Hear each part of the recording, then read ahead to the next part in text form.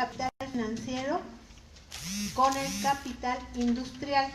Y más que fusión, es el dominio del capital financiero sobre el capital industrial, y se vuelven también inversionistas en el capital industrial, pero en realidad lo sometieron al capital industrial a través de préstamos, a través de embargos que no, luego los capitalistas no podían pagar esos préstamos tan leoninos que les hacían, y entonces obligaban a ser, pues no parte, sino socios, pero en menor rango que los banqueros, o a lo mejor algunos sí se aliaban, o de plano los banqueros se hacían empresarios magnates, como les decía en el libro, fue un reportaje de 24 entregas que hizo Aida Tarbell, fue una periodista de 1924, y se publicaron en 1924 sobre la historia de Rockefeller. Esta media de botellas de petróleo se convirtió en un supermagnate. ¿Cómo? Porque empezó, aparte de robar, matar y despojar y todo, se convirtió en un empresario financiero, se alió con el ejército y empezaron a invertir en ferrocarriles. ¿Qué más necesita un gran industrial, aparte de las comunicaciones para transportar su mercancía? Clientes. Entonces empezaron a invadir, primero por su país empezaron, ya que arrasaron el mercado, se fueron hacia América Latina y empezaron a arrasar. ¿Qué más necesita para imponerse? Si por ejemplo aquí estaba Porfirio Díaz, que era un calzonudo, o sea, no iba a ser fácil convencerlo. ¿Qué necesitaba? Fuerza militar. Necesitaba ejército. O sea, estaba aliado con el ejército y su fuerza militar se impuso. Pero fundamentalmente la característica del imperialismo, porque las otras características, digamos, el invadir con éxitos, el despojar, el matar, el someter, el imponer, aquí diríamos un impuesto, ellos le llamaban tributo, el imponer políticas en los otros países, el imponer el despojo, el imponer a gobernantes, eso ya se practicaba desde la época del esclavismo, como lo narra el video al principio. El problema es que le llama ella imperialismo también a eso, y entonces no había ni capitalistas, ni capital industrial, mucho menos. Sí había pequeñas empresitas manufactureras, pero un capitalismo industrial de grandes dimensiones no existía, y también había banqueros, pero en pequeñas dimensiones, como lo vimos, magnates. Eso ocurrió en el capitalismo. Al principio del capitalismo, digamos que el capitalismo tuvo un desarrollo, una evolución, como una gestación, como de 300 o 400 años. O sea, estaban creciendo dentro de otro sistema que era el feudalista. Pero una vez que ya se asentaron, que se asentó el sistema a partir de 1750, se desarrollaron ya en 1840, ya se hablaba de monopolios, y en 1880 ya era capitalismo imperialista. ¿Qué es lo que estamos viviendo ahora? El capitalismo. Nosotros estamos viviendo las consecuencias del capitalismo imperialista. Ahora, ese es el detalle, eso es muy importante que lo aprendamos, porque vamos a... había otro muy chiquito, pero muy interesante porque lo explicaba muy bien, pero no lo encontré, se me desapareció. Pero van a encontrar de los españoles mucho esto, que ellos le llaman imperialismo a cualquier invasión de cualquier potencia, en cualquier época de la historia de la humanidad.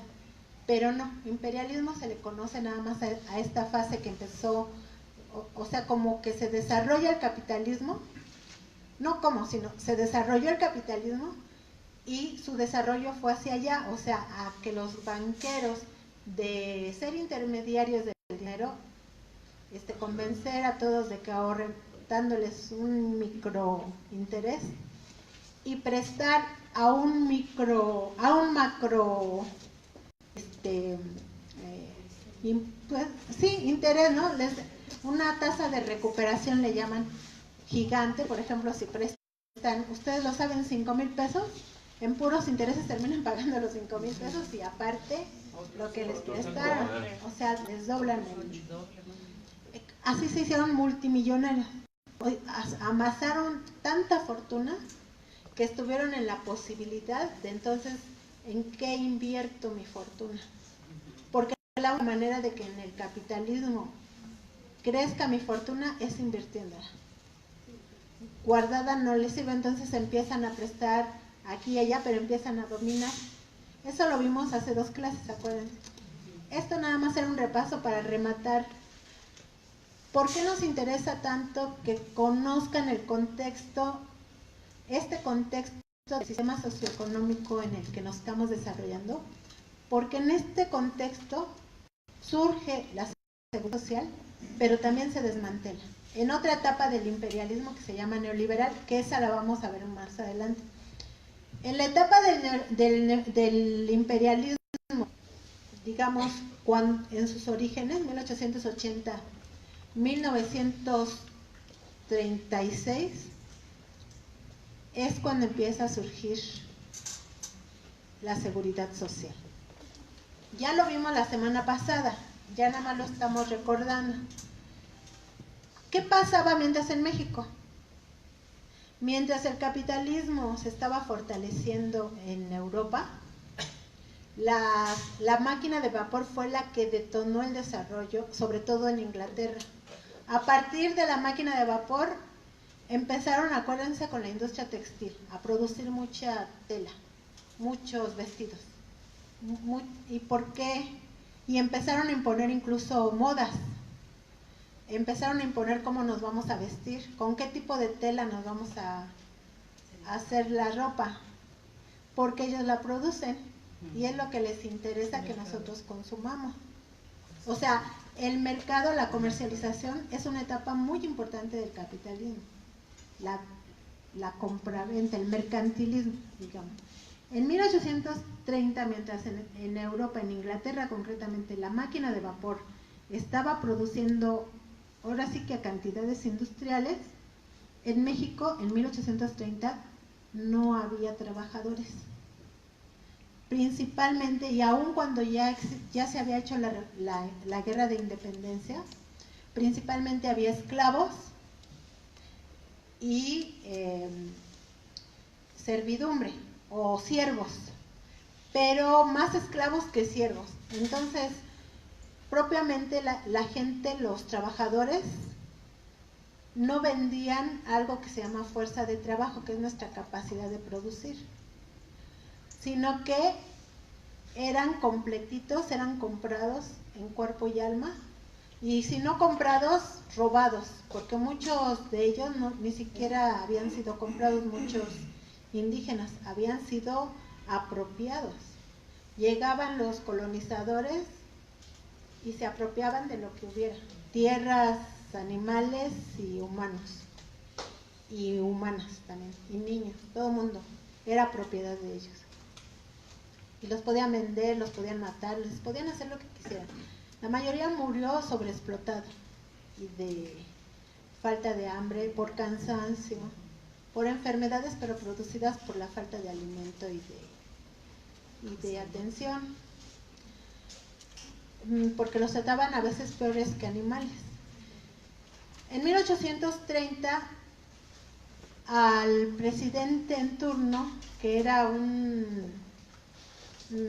acababan de quitar a Vicente Guerrero. Vicente Guerrero fue el primer presidente que abolió la esclavitud.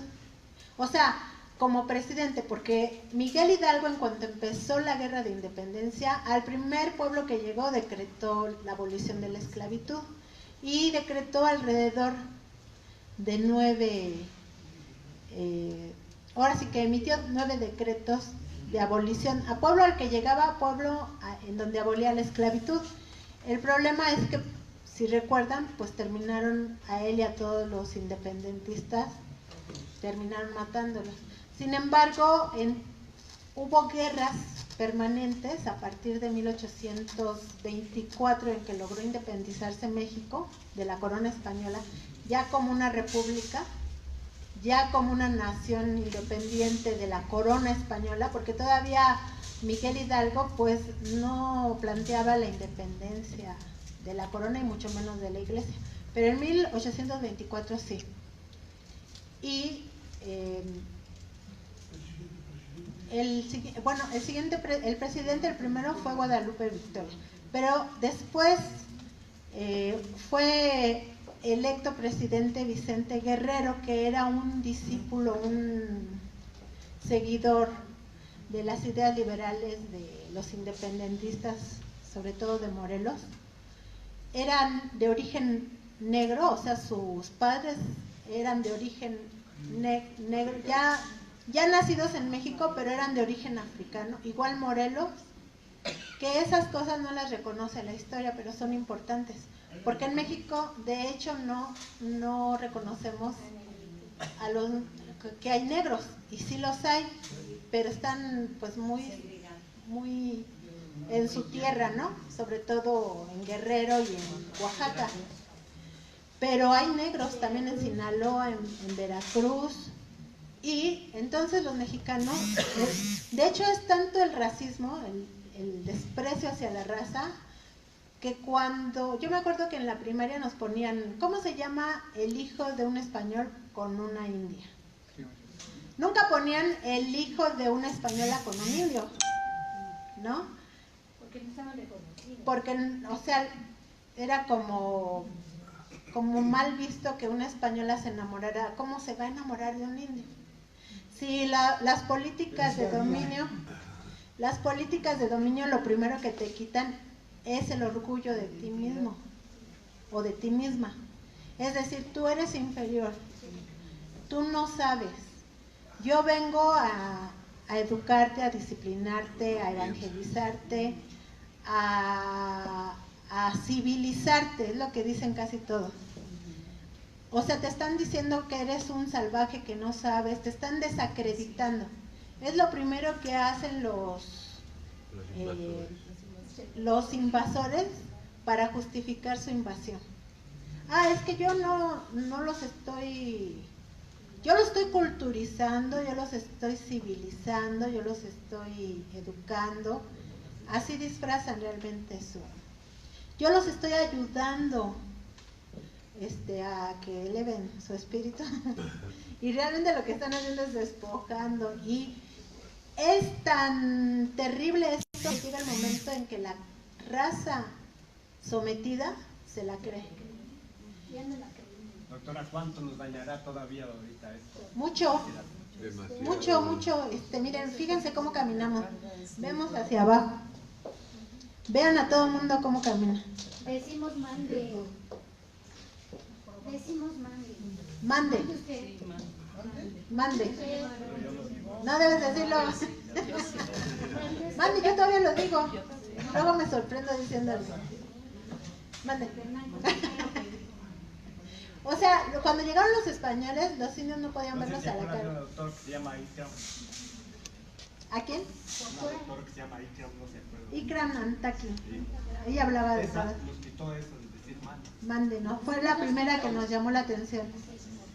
Bueno, yo lo oí hace muchos años de una compañera que trabajó para una empresa china que se llama Xinhua, que era una empresa de comunicación.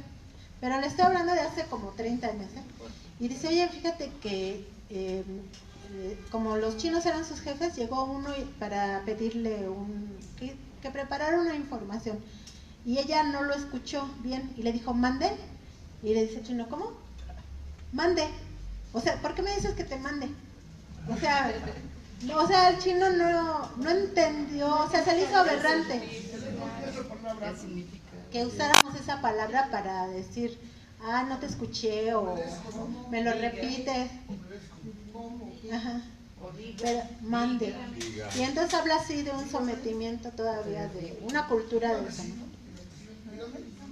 Mira, y por ejemplo, tú ves los comerciales de Televisa y de TV Azteca.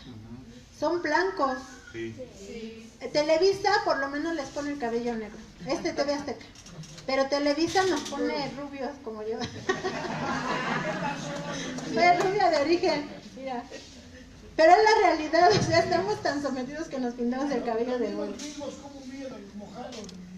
Exacto. Los gringos, en una parte de la sierra, no ves un solo güero, solamente te va a pagar el frío el cheque para que tenga su raya. Pero puro negro, pápagos y puros de aquí de Centroamérica y nosotros. Cortando los palos y echándolos al trailer. Y el gringo nomás llega, el güero de ojos azules nomás llega con el cheque para páguenle todos. Así es. Como si fuera el capataz. Así es, pues así es el capataz. Por ejemplo, me estaba platicando el maestro Sócrates que en las empresas maquiladoras no ponen mujeres capataces o jefas de departamento de producción. No porque no tengan derecho, porque las otras mujeres se le pueden poner al brinco. Ponen hombres para que las mujeres no se subleven, no sean respondonas. Ya me imagino al charro de capaz. Pero, o sea, son técnicas de dominio. Otra técnica de dominio, pues que nos hagan creer que lo nuestro, lo natural, lo autóctono no vale. La Virgen de Guadalupe, mira, ahora que estamos en esto. Exacto, o sea, pero hay que irnos descubriendo. Yo fui a un curso como de autorrevaloración de la mujer, pero era más psicológico que político. Era una perspectiva psicológica. Me dijeron algo bien cierto que después yo empecé a revisar en mí misma. El curso se llamaba Diálogo por la Paz, pero yo pensé que era a nivel social, pero no, se trataba de a nivel familiar, porque en las familias hay verdaderas guerras. Entonces yo cuando les dije, es que yo realmente no vine a esto, pero me dijeron, bueno, pero escucha, fue en la Ibero y fue gratis además.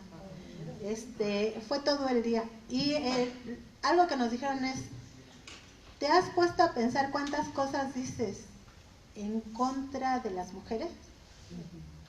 Y yo no había realmente pensado en eso. Pero lo mismo en contra de los mexicanos, en contra de lo autóctono, en contra de nuestros valores nacionales. Y bueno, es otro rollo, pero tiene que ver con esto del imperialismo. Porque nos conquistaron, como decían ustedes mismos hace 8 días, por todas las vías. No conquistar, es otra palabra que me tengo que quitar. Nos invadieron por todas las vías. Cometieron genocidios. A la principal y más obvia fue la militar. Arrasaron.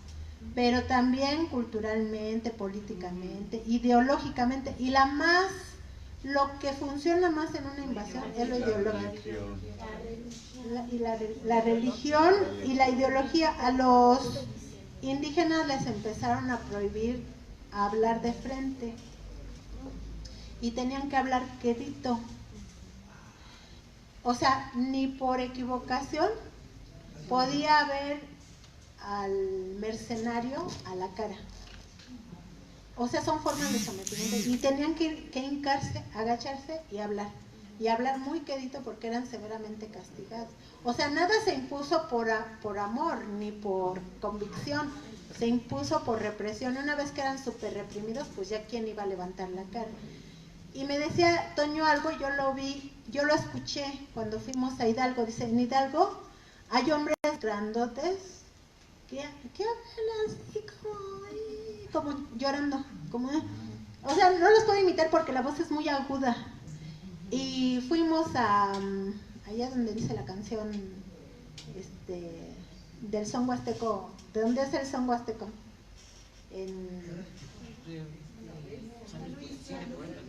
Bueno, rumbo a San Luis, pero todavía en Hidalgo.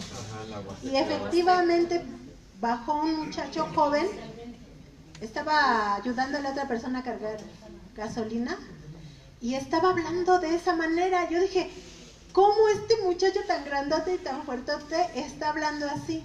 Pero son siglos de sometimiento en él. ¿Le puedo decir otro? Sí. Y fue una vecina y le dijo, doctora, estos lentes no me sirven.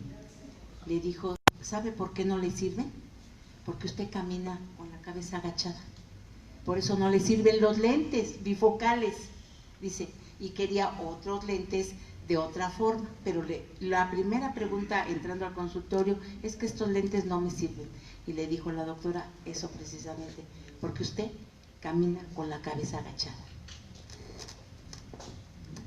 Y véanlo, ustedes mismos, como me dijeron allá en ese curso de Diálogos por la Paz, empiecen a partir de ahora, cuando hablen, cómo hablaron y qué dijeron en contra de sí mismos. Inconscientemente, pero empiecen a concientizarlo.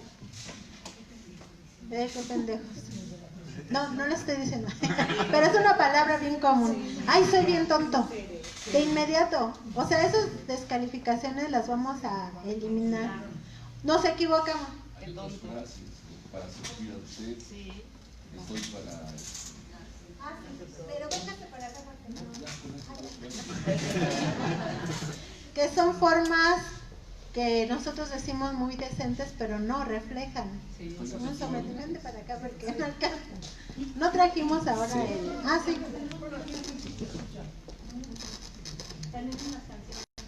Sí, o no, es Yo fui a un diplomado de desarrollo humano y el maestro nos comentó que no debemos de dejarnos llevar por las canciones porque eso hace que nuestra actitud cambie nuestra moral, la baja autoestima ande por los suelos. Si mi marido me dejó, ay, esta canción me pega mucho por oírla. Eso es lo que tenemos que evitar. Nada más escuchar las canciones, más no hacerles caso de la letra que dice. También otra forma de presentarnos ante cualquier instancia, lo primero que dice, venía yo a ver si me puede usted dar o ayudar. Tuve un maestro que fue el que me dijo, cuantas veces yo te vea que hablas así, te voy a sancionar. Y de momento lo dije, bueno, pero pues entonces ¿cómo se dice? Y fue lo que me dijo él, nunca agaches la vista. Tu vista es hacia arriba, tú eres superior al que está enfrente de ti, porque él come de lo que tú produces. Tú eres el patrón, no eres el gato. Ah, chirrión, pues es que está bien duro, ¿no? Y ya cuando nos enfrentábamos a los grandes empresarios, de la Goodyear Oxos, empresas multimundiales, me dijo la primera vez, ahorita te vas a encuerar enfrente de un poderoso o vas a ser superior a él. Y me enfrenté al director de la cervecería Modelo y se quedó así y dice, no, es que usted no puede entrar. Sí voy a entrar, no vengo a pedirte permiso, traigo una orden federal de que tu empresa está contaminando la ciudad y soy el técnico de esa secretaría y voy a hacer un estudio de toda tu empresa. Y se ponen enojados porque, ¿cómo este chamaco me viene a gritar y se va a meter en mi casa? Pues sí, pero eso es bien importante de llegar a cualquier oficina, pero con esa garantía y esa seguridad.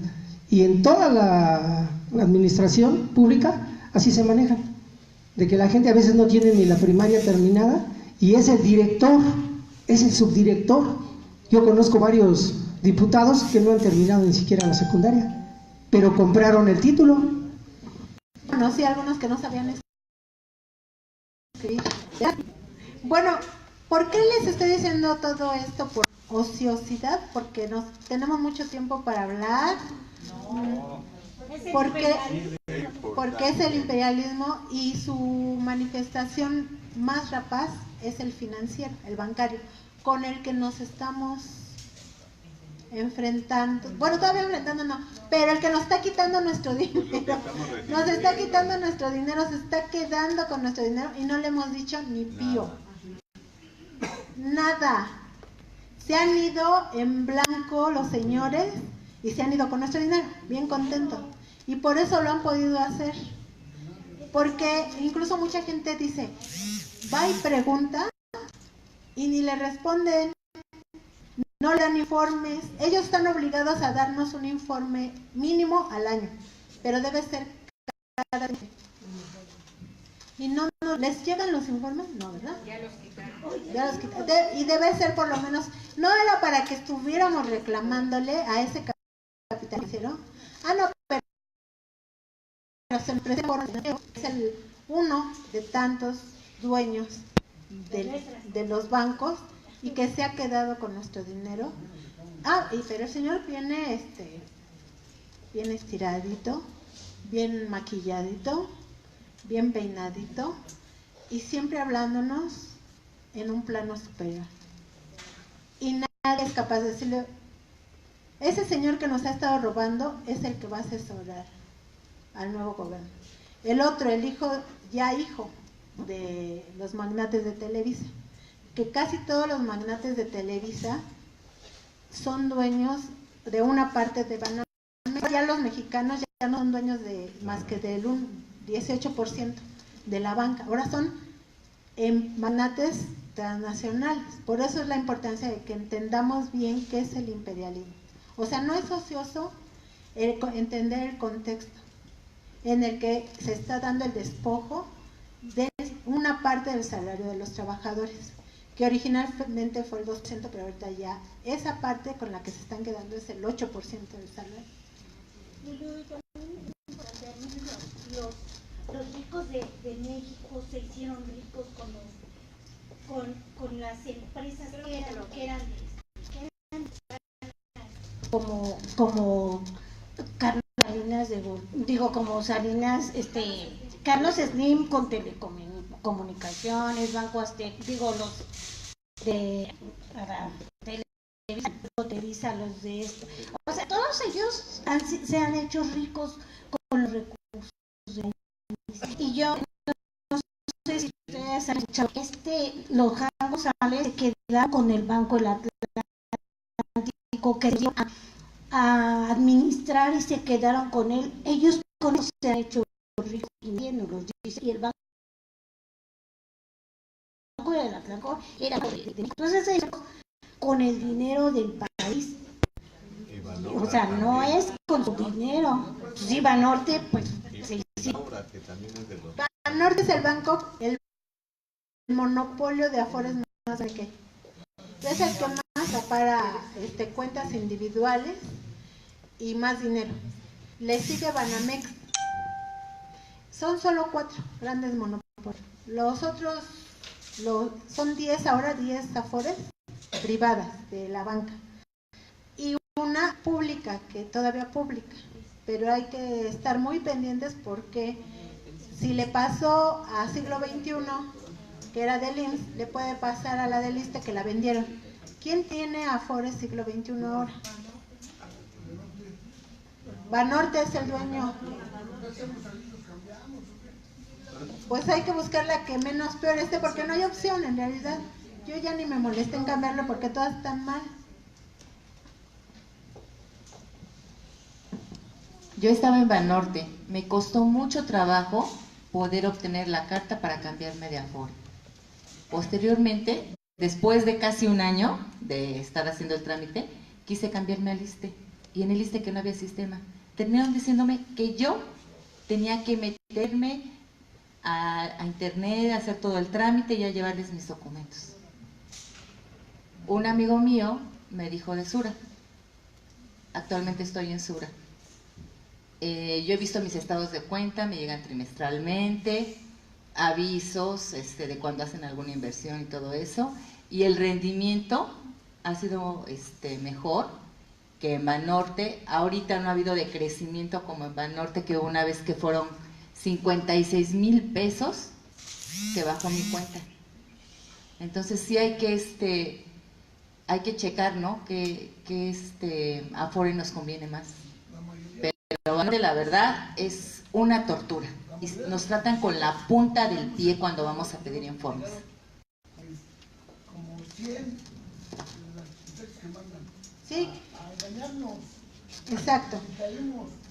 O sea, era para todo lo que han hecho las Afores, era para que ya que hubiera un mega movimiento, digamos, por la dignidad del trabajador. No, sí les mandaron muchachas bonitas, ahí lo van a ver en el libro, Les mandaron muchachas de minifalda para convencer a los electricistas de que sean. me lo dijo Montes de Oca, dice, no, pues ya cuando vimos había muchachas. Claro, es psicología. Sí, bueno, pero eso lo vamos a ver en sesiones ya por ahí por enero o febrero. Ahorita nada más se los pongo como ejemplo de por qué la importancia de que entendamos qué es el imperialismo y cómo nos somete. Hay también campañas propagandísticas muy importantes y también campañas de silencio, que en el caso de las Afores, eso es lo que más les ayuda. El silencio de ellos, el no informarnos, en el hablarnos en un lenguaje extraño para nosotros, crearon todo un lenguaje que aquí vamos a procurar ver en una de las últimas, o penúltima o antepenúltima sesión, para que ustedes puedan ver esos informes que entregan a la Cámara de Senadores y a la Cámara de Diputados, y que si los leen no les van a entender, pero si aprenden ciertos conceptos, pues algo irán aprendiendo, algo irán entendiendo, y cuando entiendan se van a espantar y van a hacer otro libro, porque el saqueo, porque está el saqueo.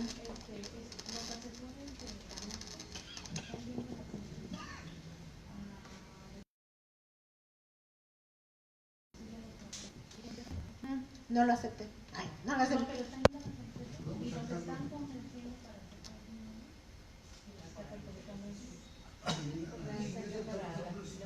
Pues tengan mucho cuidado, si sacan dinero, pero es otro tema, se los digo rápido, si sacan dinero, cuando cumplan la edad, no van a tener el requisito de las cuotas, entonces van a tener que trabajar más tiempo.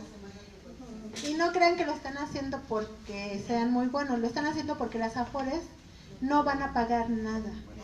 Esa es la realidad, no quieren pagar, no quieren pagar. Hablando ahora de ese tema, tuvo un así con el licenciado Picone, ay, no sé. Amistoso. Ajá, sí, amistoso, dijo, nos vamos a sentar a tenemos que debatir y ojalá este grupo sea como la catapulta de eso. Ya le dije que en enero, él dijo que vamos a ver, pero si no en febrero, tenemos que debatir qué es una pensión. Porque las Afores es otro de sus engaños. Yo en el libro planteo que no le debemos llamar pensión al sistema de Afores, no le debemos llamar sistema pensionario. Argumento por qué, porque no ver una pensión. Al final de su vida laboral no van a tener una pensión, aunque cumplan los requisitos. Lo que van a poder hacer es sacar su dinero poco a poquito, retiros programados, o contratar una aseguradora con su propio dinero para que les dé una renta vitalicia. Ellos incluso no le llaman pensión, pero sí lo dejaron en la ley como retiro, le dejaron la pensión por vejez, cesantía en edad avanzada y vejez. Retiro, cesantía en edad avanzada y vejez. O sea, no quisieron quitar la palabra porque todo ha sido una manipulación. Eso lo vamos a ver, como les digo, más adelante. Ahorita nos vamos a quedar ahí para ya pasar al tema de hoy, que es el de cómo surgió en México la seguridad social, que ya vimos en el mundo. Rápidamente vamos a hacer un esquema. 1847, los trabajadores alemanes se plantearon 17 puntos. Ellos se hicieron llamar comunistas. Ustedes se pueden poner el nombre que quieran, no tienen que retomar ese nombre, pero somos trabajadores. Finalmente, la característica de un trabajador, ¿cuál es? Que vende su fuerza de trabajo. No se vende totalmente él, sino solo las horas que le pagan por trabajar. La ley dice que máximo 8 horas diarias. Si se pasa de esas 8 horas, les tienen que pagar horas extras. Pero se las paguen o no se las paguen, si ustedes no están de acuerdo en trabajar más de 8 horas, es trabajo forzado, ya es una forma análoga de esclavitud y es un delito penal, lo tenemos que denunciar. si no denunciamos, si no hacemos alboroto por eso, pues ahorita ya todo el mundo sabe que son 12 horas las que se han impuesto de trabajo. Estamos como en aquella época. Y en las grandes empresas transnacionales fueron las principales que impusieron eso. Y ya las autoridades del trabajo ni siquiera se preocupan por supervisar que no ocurra eso. Aquí hay 2 sillas, compañeros, para que no estén en el suelo. Déjenme averiguo si me pueden dar más sillas los compañeros del ESME. ¿No tendrán más sillas por ahí, compañero? ¿Sí? Gracias. Aquí el compañero nos va a hacer favor de ir a averiguar si hay más sillas. Pero por lo pronto, compañera, ven, aquí hay una silla, para que no te sientes en el suelo.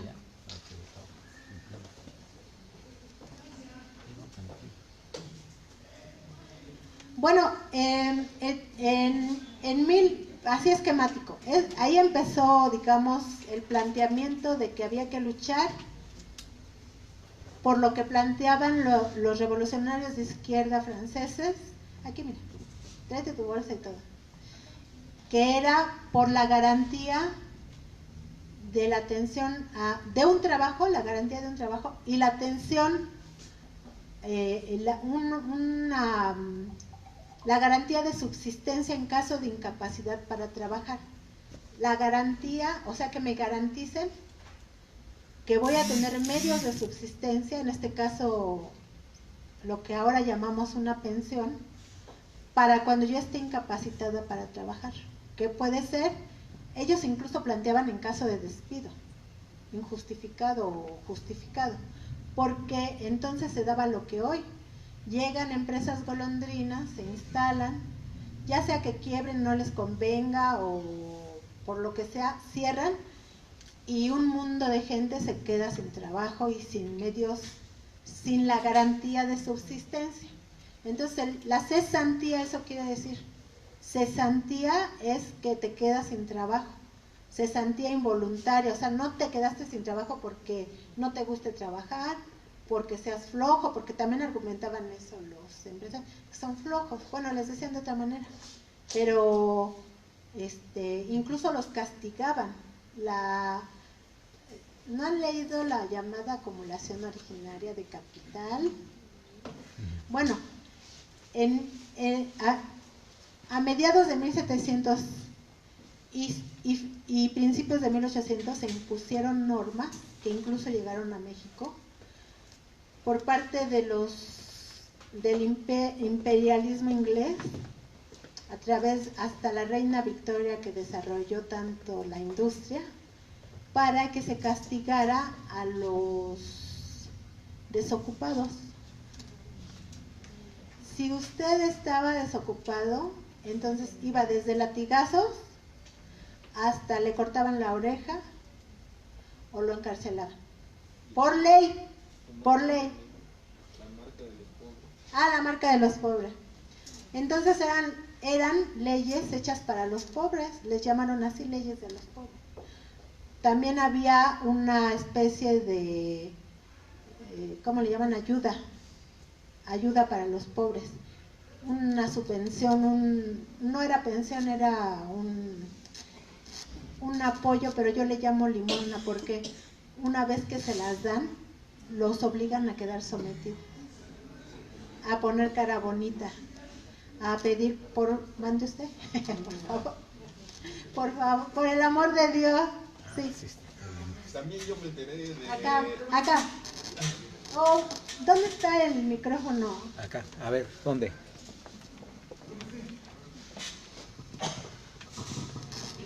Bueno, también yo estoy enterado que en un país de África, ahí donde dominaron los belgas, el presidente o el que dominaba castigaba a las personas cuando tenían faltas o no querían, se rebelaban, les cortaban las manos. yo vi algún reportaje donde, bueno, ya dentro de un anuncio de un libro, donde estaban los montones de manos porque les cortaban las manos. No sé si estén enterados, ¿no? Pero eso fue real. Son aberraciones, o sea, modos de control y de someter al terror, porque en Inglaterra después empezaron a colgarlos. O sea, si iba la tercera sanción y la gente seguía desempleada, a colgarlos. Pero son maneras de deshacerse de los pobres en realidad, porque ¿quién generaba ese desempleo? Lo generó el mismo capitalismo, que era una cosa que les reclamaban los feudalistas. Bueno, por lo menos nosotros no teníamos, esclavizábamos a la gente, pero no teníamos este ejército de desempleados. O sea, tampoco eran tan buenos, pero el capitalismo es una de sus características también, el ejército de desempleados, que originalmente fue porque despojaban a la gente de sus tierras para quedarse con las tierras, pero después fue porque se dieron cuenta que entre más desempleados haya, más barata es la mano de obra, porque la gente por salario mínimo se arrebata el empleo y hasta dicen, gracias a Dios tengo trabajo. Gracias a Dios. Gracias a Dios. Gracias a Dios, por lo menos tengo que llevarles frijoles a mis hijos. Y no es gracias a Dios, ni por culpa de Dios. Es por un sistema socioeconómico en el que estamos viviendo que tiene esas características y que las debemos conocer. Porque si no, entonces vamos, perdón que se los diga, pero vamos a la peregrinación suplicándole a Dios en lugar de ir a una marcha exigiéndole a las autoridades. Y nos enojamos cuando encontramos marchas, pero cuando encontramos las peregrinaciones, no. Y no, o sea, no tengo nada en contra de la religión, pero es que canalizamos mal nuestra energía. Aquí está la iglesia de San Judas, y yo pues toda la vida me pusieron a cubrir la fuente obrera. Hace 30 años me ponían a cubrir. ¿Por qué la gente iba a una iglesia que le llamamos de San Judas, pero en realidad se llama de San Hipólito? ¿Saben qué ocurrió y por qué se levantó esa iglesia? ¿Qué ocurrió ahí? Fue la batalla de la noche triste.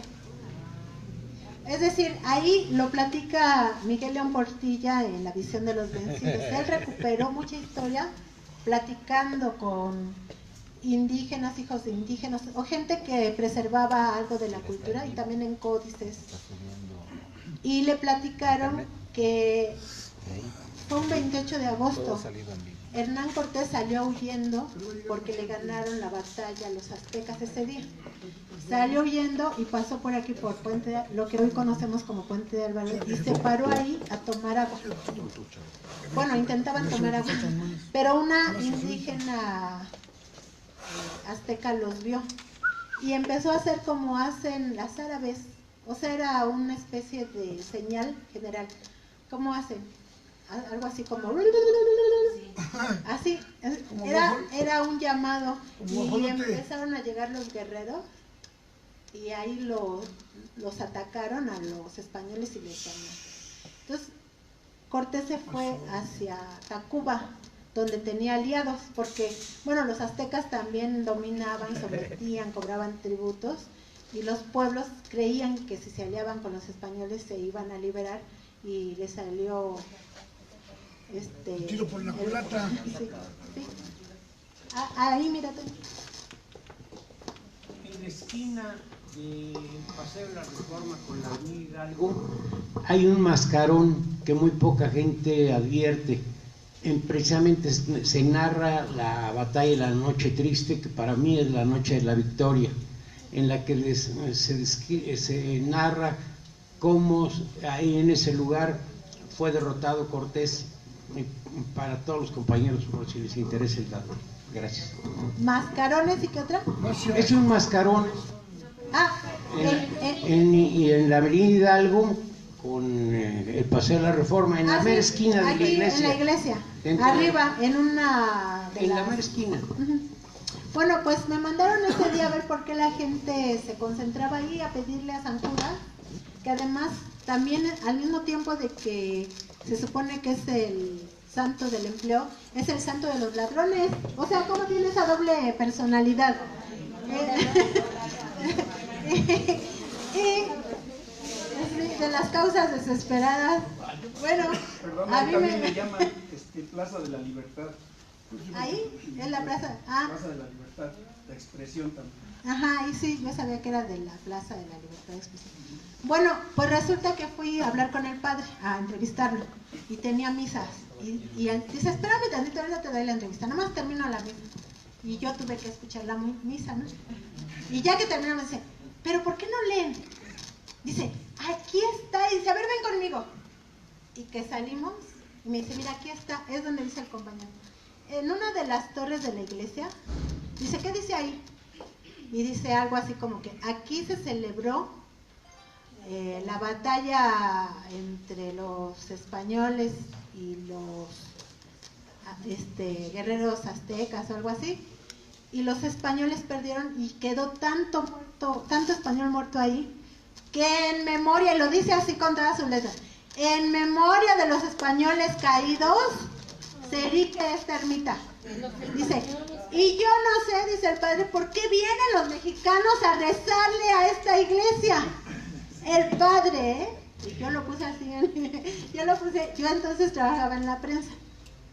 El padre reclamándonos por qué vienen a rezarle a los españoles caídos, si eran los invasores.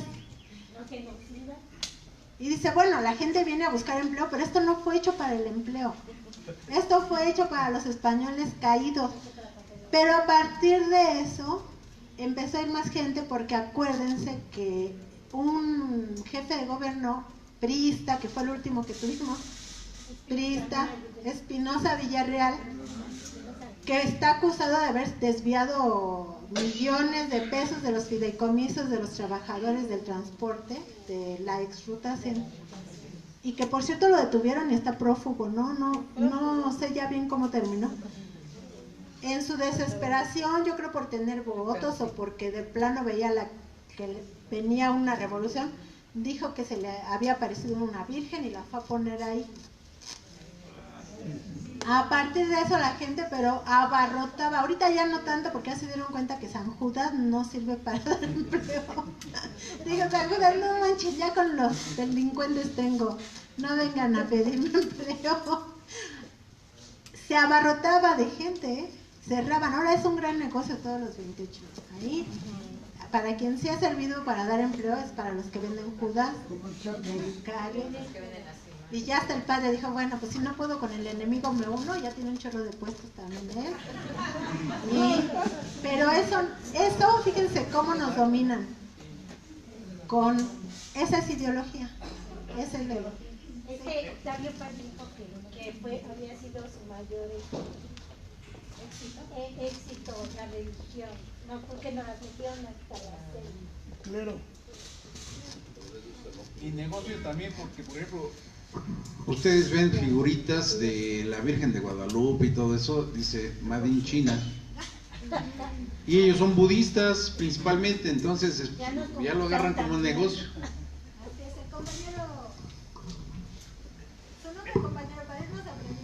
En el caso del desempleo no tendrá que ver la religión. Cuando dicen las parejas o les dice el sacerdote, dice, ustedes tengan los hijos que Dios les va a dar. Tiene mucho que ver y ese es un gran problema porque el control natal empezó a ser planteado por los comunistas como una manera de resistencia. El aborto, el derecho al aborto, porque dijeron, ¿para qué vamos a traer más trabajadores pobres al mundo para que estos capitalistas tengan una sobrepoblación a la que pueden decir 20 millones se quedan sin empleo y nada más contrato 1 millón y les voy a pagar esto? Con la sobrepoblación imponen salarios. Entonces una manera de resistencia era, no hay que tener hijos. No hay que tener hijos o hay que pelear por el derecho al aborto. Por eso el derecho al aborto fue enarbolado por las mujeres comunistas. bueno, como la palabra comunista genera conflictos a mucha gente, pues por las trabajadoras, vamos a decir, porque eran trabajadoras. Pero por eso inventaron las familias de quienes viven mejor. Después el mismo capitalismo empezó a, decía este señor, que se me acaba de olvidar su nombre, que es Galeano, el verdadero Galeano, Eduardo, el único y verdadero, el otro no se llama Galeano, se puso Galeano en memoria, con su comandante Marcos. Escribió un libro que vale la pena leerlo, aunque tenía una maestra de ultraderecha y siempre lo decía, que odiaba a Eduardo Galeano, y casi me reprueba por decirle que era de ultraderecha. Dice, siempre me han acusado de eso y no me preocupa. Pero esto fue aquí en una escuela privada de periodismo. El libro se llama Las venas abiertas de América Latina. Que Galeano, como fue una de sus primeras obras, tiene imperfecciones, pero tiene muchos aciertos. Por ejemplo, una de las que yo considero imperfecciones o errores, o como le quieran llamar, que él, en esos años en que él escribió el libro, que fue en 1970, si no mal recuerdo, o 73, estaba muy fuerte la campaña de la familia pequeña vive mejor, que no era una campaña propiamente de México, sino como todo en el imperialismo fue una política impuesta. O sea, ya habían intentado, finalmente les afecta a los imperialistas la sobrepoblación. O sea, es un boomerang, porque sí impongo salarios bajos, pero esa sobrepoblación finalmente se me revierte y empiezan a protestar y a reclamar. Cuando se organizan, se concientizan y luchan, es una amenaza para el capitalismo, porque reclaman empleo, reclaman vivienda, reclaman salario, reclaman pensiones, pensión por desempleo, servicios, reclaman el derecho humano a la electricidad y tarifas justas, la defensa del ingreso, borrón y cuenta nueva. O sea, es real, la sobrepoblación finalmente se genera un conflicto. Entonces empiezan a hacer campañas de esterilización, de influenza, te inyectan para matarte, no te inyectan para que te mueras más pronto. Yo que también viene de allá. Bueno, y también campañas de aborto. Y él decía que eso era algo así como lo que hizo la reina Victoria, tratar de matar al pobre desde antes de que nazca, ¿no? Y que esas políticas eran culpar al pobre del problema. O sea, no, pues los pobres son el problema, porque ahora hay que darles vivienda, pero no tienen ni para pagar impuestos, entonces se convierte en un doble problema. Y eso lo dijo Marx, fíjense, desde 1847 en el manifiesto, 48 en el manifiesto del Partido Comunista. La pobreza se le revierte al mismo capitalismo. ¿Por qué? Porque esa población va a reclamar servicios y hay que dárselo ¿de dónde? Pues de los fondos públicos. ¿De dónde salen los fondos públicos? De lo que pagan la misma población que trabaja, los que producen, de los impuestos. Y si no hay impuestos porque estás tan pobre que no tienes trabajo ni generas nada de riqueza, hay que subvencionarte. Y entonces se convierte en un serio conflicto. O la pobreza se extiende a niveles extremos. Y ahí está el caso, pues ya insalvable, de los que viven en la calle, pero ya adictos a las drogas y al alcohol, pero tampoco hay una solución para ellos, ¿no? O sea, son producto del capitalismo, pero el capitalismo no les da una solución. Y sí los quiere eliminar, como pasó con la reina Victoria y todos sus secuaces. O sea, pues como estás en la calle, pues entonces hay que matarte. Hace unas jornadas, unos libros de la revista Jornada, hace como 4 o 5, en Filipinas están matando a los drogadictos, en Filipinas. Porque ocurre lo que dice Galeano. O sea, se acusa al pobre, al despojado o al que nunca le dieron una opción de vida. Porque uno puede decir, ay, como decían los ingleses, es que son huevones, no quieren trabajar, hay que mocharles la oreja para que aprendan, o un dedo, también les mochaban, o darles de latigazos, y después al final pues los colgaban, o sea, pena de muerte por no trabajar. Y uno puede decir, a mí me tocó, puede haber quien sí se hace, ¿no? Pero hay que ver si es por enfermedad. ¿Qué tal si es un esquizofrénico? Que a un esquizofrénico le da por vagar, le da por no estar en su casa, no quiere estar en su casa, y también le da por alcoholizarse, porque es una enfermedad. Pero a lo mejor ya lo estamos condenando a muerte y ni siquiera hemos investigado qué le pasa, ni le hemos dado una atención médica. Otra cosa, me tocaba ver a mí cuando antes de empezar las maestrías, yo cubría Cámara de Diputados y Senadores, iba personalmente. Con las maestrías ya no, porque hay que estudiarle mucho y ya no da tiempo, pero ya voy a regresar. Pero había una señora que incluso se presentaba en las marchas, no había marcha a la que ella no fuera, de pelo corto, y hacía sus propios mítines, y siempre mentándole la madre a Diego Fernández de Ceballos, y se presentaba en el Senado cada que había sesión. O sea, loca no estaba, porque se ubicaba dónde estaba el Senado y quiénes eran los diputados, y empezaba a gritarles, hijos de tal por cual, rateros, asesinos, o sea, sabía lo que decía. Sin vergüenza.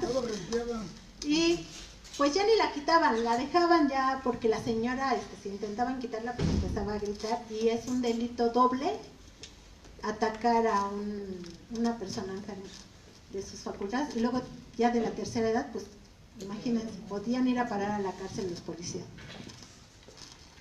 Pero esa señora, entre las cosas que decía que Diego Fernández de Ceballos la había despojado que ella tenía tierras, y que según ella vino a decirle que le ayudara, y lo que hizo fue usar toda la información para quitarle sus tierras. Ella decía eso en sus discursos. Después, una vez la vi en la huelga de hambre de los electricistas echándose el mismo rollo, y después ya la vi en la calle de Madero, tirada ahí en un banco ya acostada, y yo me le quedé viendo porque dije, oh, ya está más deteriorada, ¿no? O sea, a esta señora nadie le dio una atención, nadie, y su final pues es trágico, o sea, va empeorando su situación. Lo mismo pasó cuando hicimos uno de nuestros aniversarios, hicimos una exposición de fotografías de luchas laborales, invitamos a otros sindicatos, y entonces empezamos a hablar que del derecho al trabajo y no sé qué, y se acerca un muchacho que estaba ahí entre los indigentes y me pregunta, ¿ustedes dan trabajo? Y le dije, no, estamos hablando a favor de que haya trabajo. Dice, es que yo quiero trabajo. Dice, yo vine de mi pueblo a buscar trabajo, pero no encontré trabajo y ya no tengo cómo regresarme. O sea, no sé si era muy lejos o no se quiso regresar, pero la verdad es que en la calle se envician. O los envician o no sé cómo está, pero todos terminan peor de cómo llegaron. Entonces, por más esfuerzo que hagan de estar sobrios, yo creo que la realidad es tan dura que no cualquiera la aguanta. O sea, esa realidad tan terrible, ¿no? Bueno, la seguridad social se plantea para que no caigamos en eso, para no llegar a esos niveles de pobreza y deterioro.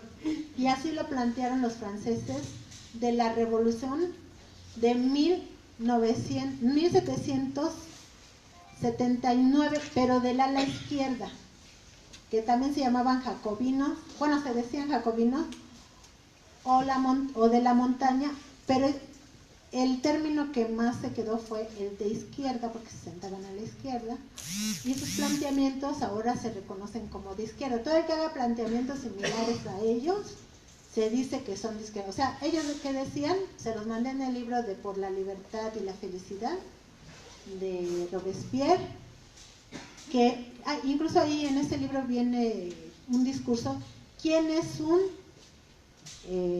diputado de izquierda? ¿Quién es un verdadero representante de la izquierda, el que lucha por el pueblo. Ellos hablaban del pueblo en general. Ya después Marx nos dijo, no, es que el pueblo no es así en general, hay clases.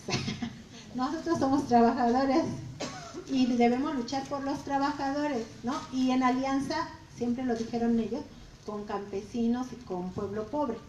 Pero debemos ubicarnos quiénes somos. Somos trabajadores asalariados. Porque si no nos pagan, entonces ya somos esclavos. Y por eso es bien importante entenderlo. O sea, en las familias se da mucho la explotación esclava.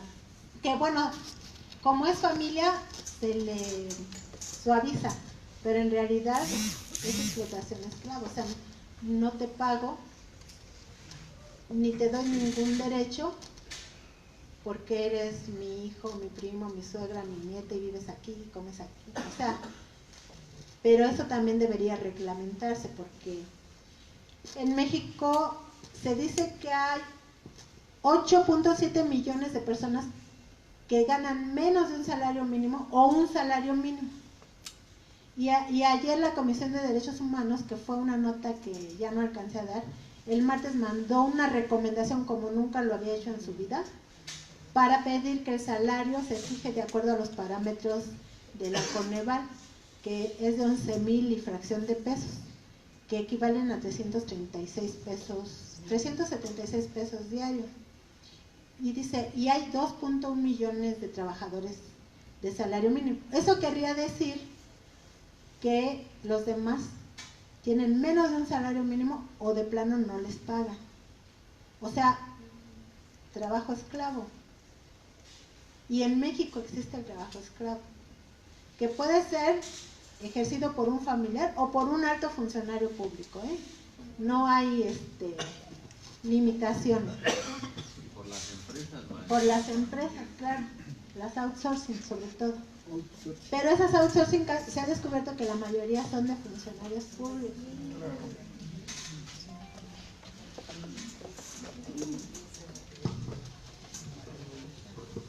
Perdón, yo soy capitalista. Yo me he dedicado a estudiar, etcétera, etcétera. Pero sí me gustaría que pues viéramos, es que he visto que estamos un poco equivocados,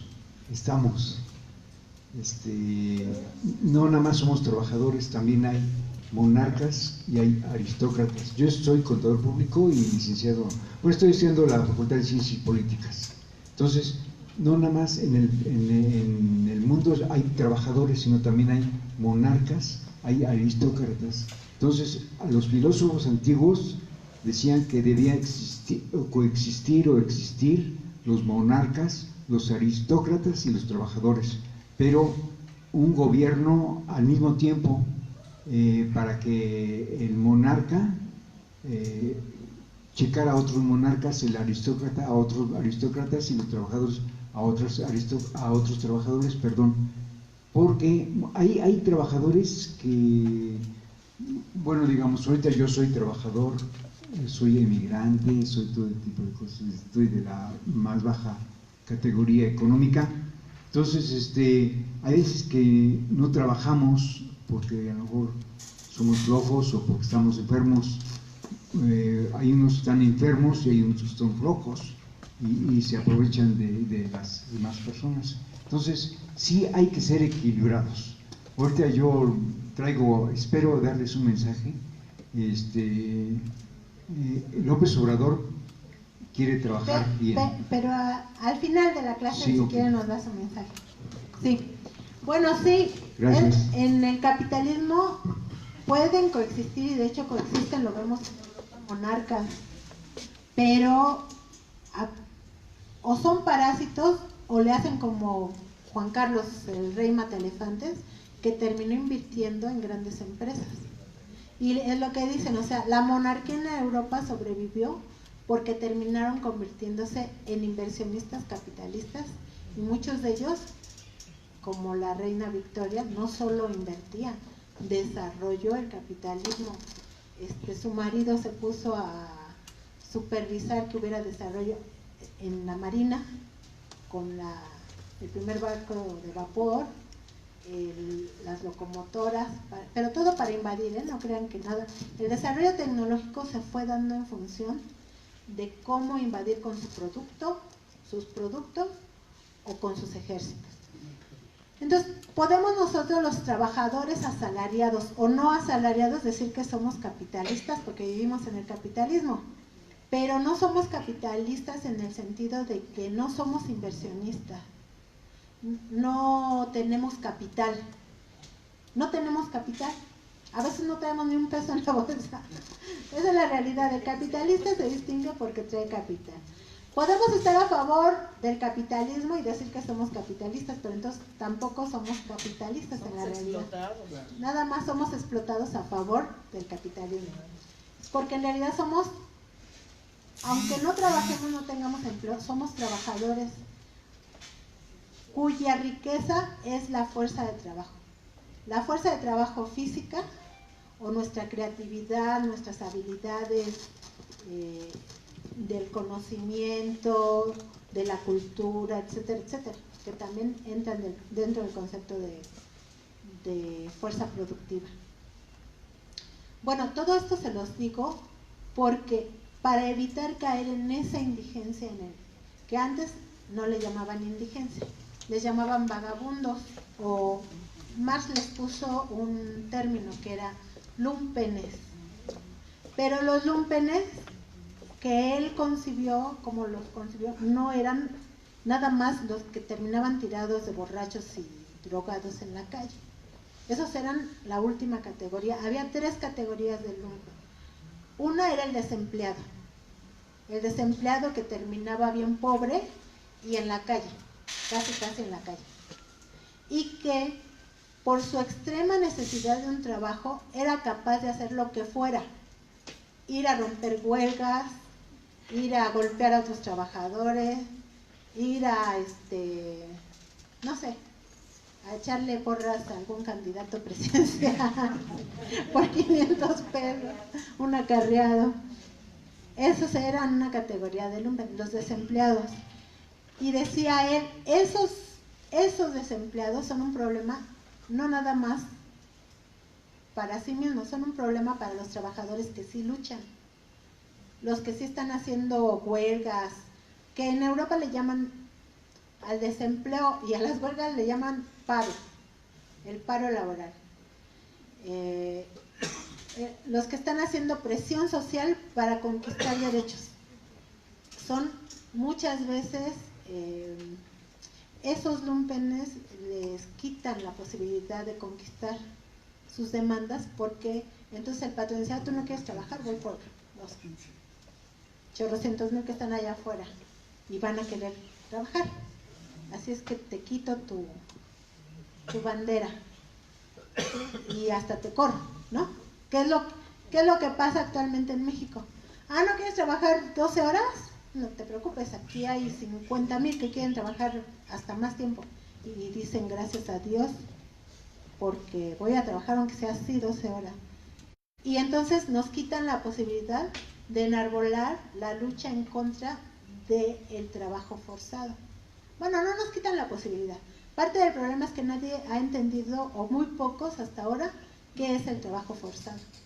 Ese es el trabajo forzado, que nos obligan a trabajar más de 8 horas, aún pagándonos. Es trabajo forzado. Bueno, para evitar a esos lumpenes, entonces, decían los revolucionarios de izquierda en Francia, hicieron una reforma a la Carta de los Derechos del Hombre y del Ciudadano para inscribir en su artículo 22 el derecho al trabajo por primera vez en una constitución y el derecho a la garantía de la subsistencia. Así tal cual lo retomaron los comunistas alemanes y lo demandaron en su punto 17 de las reivindicaciones de la clase trabajadora. Y como lo decíamos la semana pasada, después de 40 años lo lograron. Lo lograron en 1883, que se presenta la iniciativa por Bismarck, que era el primer ministro alemán, que en ese momento era muy importante, era un hombre muy importante en Alemania, porque los ingleses y franceses llamaron a una gran reunión para repartirse al mundo, y él fue ahí en su país, y él fue el anfitrión de esa reunión, y se repartieron al mundo los países imperialistas, y por eso se dice que a partir de ese momento empieza a emerger el imperialismo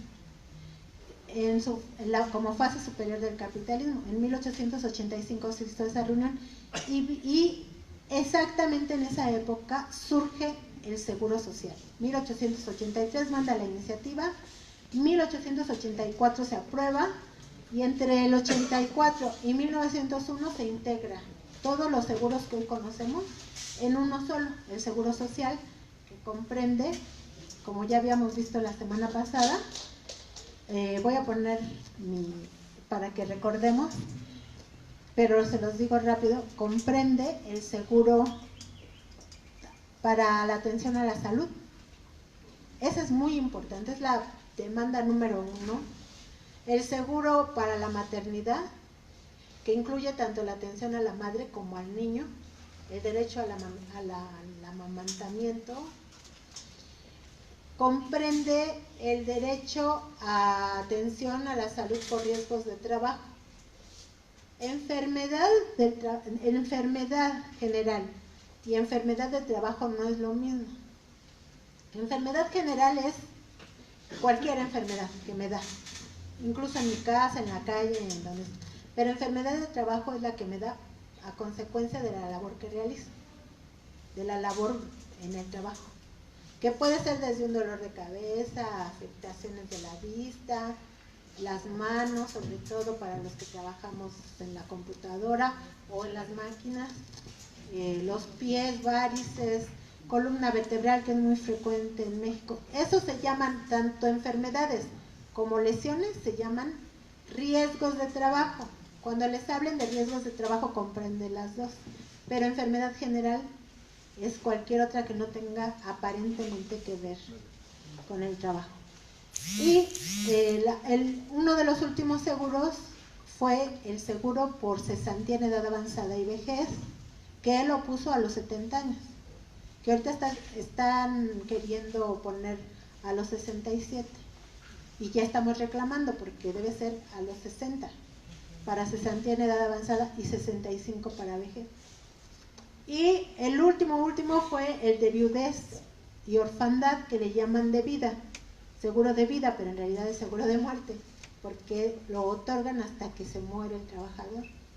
Se lo dan a la madre en México en un 40% y a los hijos 20%, repartido hasta los 16. Sí sigue estudiando hasta los 24. Entonces procuren, si son viudas, que sus hijos estudien. Ya si quieren estudiar doctorados, no hay pensión. Ni a los hijos por discapacidad eternamente les dan la pensión. Bueno, pues malas noticias, con las Afores todo eso desapareció para las nuevas generaciones, y está latente y con mucho riesgo que desaparezca para los que ya disfrutan de ellos, pero eso lo vamos a ver más adelante. Por lo pronto nos vamos a un receso, tómense su cafecito, que creo que sí, y respiren, relájense y regresamos.